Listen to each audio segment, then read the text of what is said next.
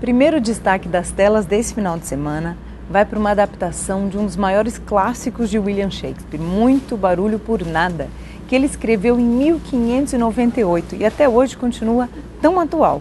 Dessa vez é o diretor Joss Whedon. Para quem não se lembra, ele é responsável pelos Vingadores. E aí a gente pode até pensar, o que tem a ver, né, uma trama com a outra? São dois estilos tão diferentes. E o Joss, ele é famoso pelo estilo de ficção científica, séries para televisão. E ele teve essa ideia meio por acaso. Ele sempre se reunia com os amigos para fazer leituras de peças e textos bacanas, se encantou pelo projeto de Muito Barulho por Nada e resolveu filmar.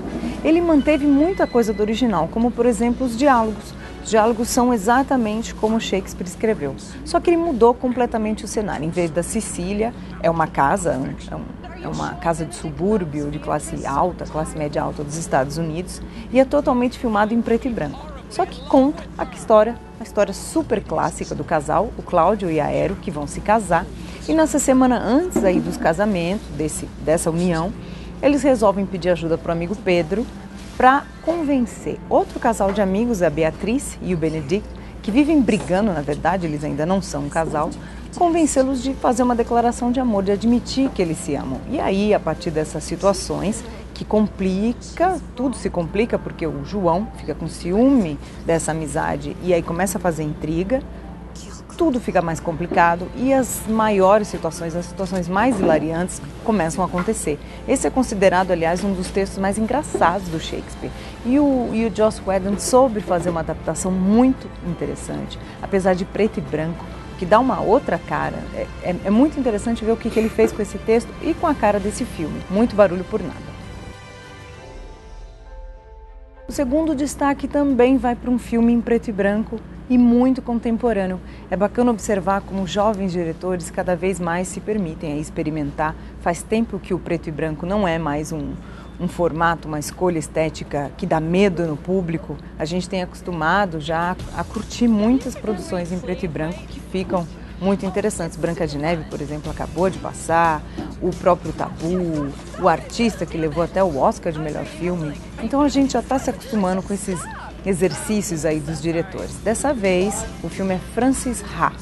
Ele conta a história de uma bailarina, uma jovem bailarina em Nova York, que tem muitos sonhos, bailarina contemporânea, ela quer fazer sucesso, vencer na vida. Mora com uma amiga chamada Sophie e elas têm uma amizade muito, muito forte.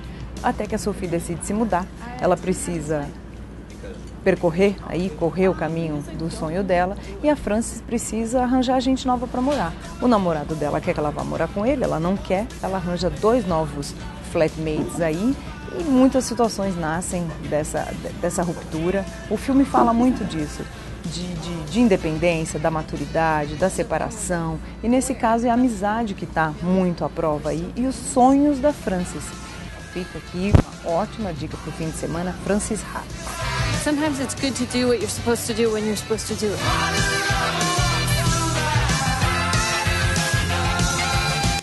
E já que o assunto aqui são os sonhos que não se realizam, a vida dos bailarinos, esse sonho de dançar, da mudança da vida e do cotidiano por meio da dança e do balé, uma terceira dica de um filme brasileiro, um documentário super delicado, tem um olhar muito atento sobre essa realidade brasileira, que se chama A Alma da Gente, e conta a história exatamente de um grupo de bailarinos na periferia do Rio de Janeiro, na Zona Norte, no Complexo da Maré. É a documentação do último espetáculo, da montagem do último espetáculo do Corpo de Baile da Maré, que era coordenado aí pelo coreógrafo Ivaldo Bertazzo, que é incansável, um gênio de sua área. E esse documentário retrata esse cotidiano dessa companhia e depois volta, 10 anos depois, dá um intervalo, volta a conversar com esses personagens, esses garotos, esses jovens da Maré.